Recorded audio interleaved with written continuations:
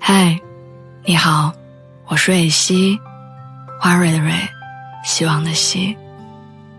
今天你还好吗？我在北京，祝你晚安。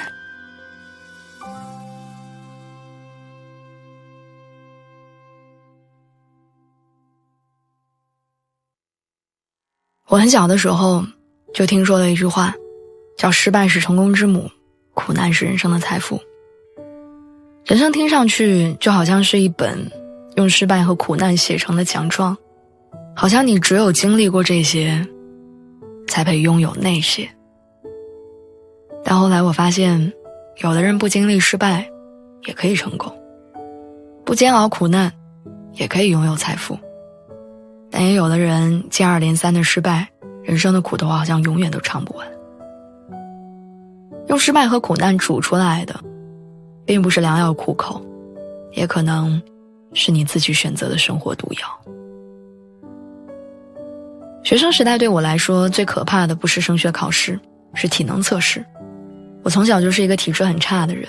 每一次体测都是我的噩梦。跳远成绩永远不及格，肺活量永远吹不到2000，800米毫无例外都会跑倒数第一。我妈曾经在加强体育锻炼这件事情上对我特别严苛，她告诉我说，失败是成功之母，说我只要不断努力，我就能在体育上面有突破。信奉失败真理的我努力了很多年，可就算我再怎么练，再怎么坚持跳绳跑步，我的体育成绩也永远都是最后一名。在小时候还不懂人和人之间与生俱来的差距，我只是觉得努力过后的不及格更让我难过更痛苦。其实我坚信努力会带来改变，但体育至今都没有给我带来过所谓的成功喜悦。这种状态伴随了我很多年，直到后来我学会了承认也接纳自己的缺点。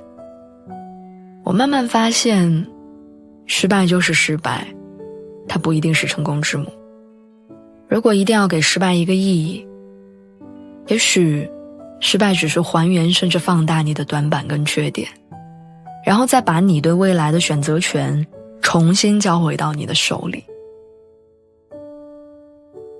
我有一个自身条件还不错的异性朋友，毕业没多久就辞掉了国企的工作，开始创业。他在离家不远的地方租下了20平米的店面，开启了奶茶店。但遗憾的是，这家奶茶店最热闹的一天就是开业，朋友们去捧场的那天。第一次短暂的创业经历没有让他放弃，他后来做过家装，卖过家具，前几年还和朋友投资过小型煤矿。可是这些尝试通通没有一次成功，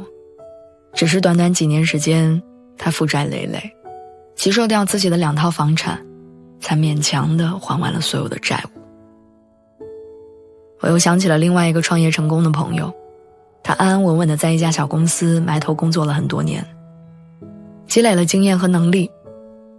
在自己擅长的领域发现了值得经营也有利可图的机会。理清思路以后，他辞职，打了一场有充分准备的胜仗。我其实在生活当中见过很多那种本来不应该产生的失败，对理科完全不开窍的同学，挣扎考了3年，还是没有考上普通的大学；对数学极其不敏感的朋友，做了很多年出纳，还是没有积累经验成为真正的会计；对广播电视丝毫没有兴趣的同事，当了半年实习生，还是没有办法独立剪出一条完整的片子；对行业规律完全陌生的小白，匆忙地成立公司，然后以破产告终。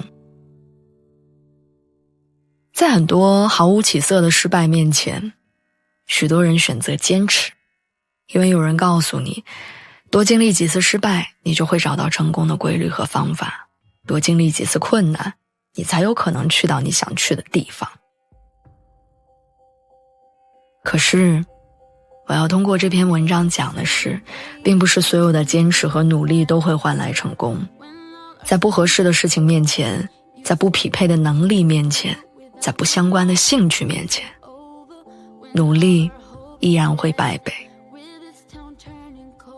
有时候失败的出现不是为了让你斗志昂扬的死撞南墙，只是在更惨重的损失到来之前，失败负责来给你提个醒儿，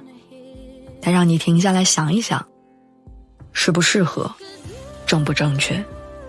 让你重新换个方向，也重新去做你人生中最重要的选择。所以晚安，祝你好梦，希望你永远选择正确，过上自己的理想生活。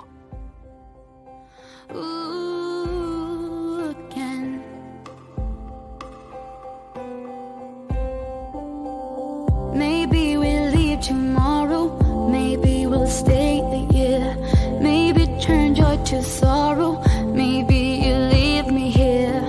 Whatever happens when the storms are here, I'll sing you any song you wanna hear. Ooh, 'cause you turn ashes into a place to start. 'Cause you bring heartbeats back to a broken heart again, again, again, again,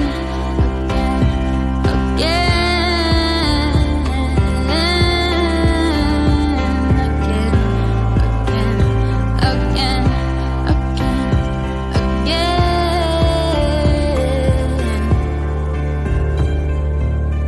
When all our dreams are over, when all our hopes are dead, I'll always be your soldier. 'Cause you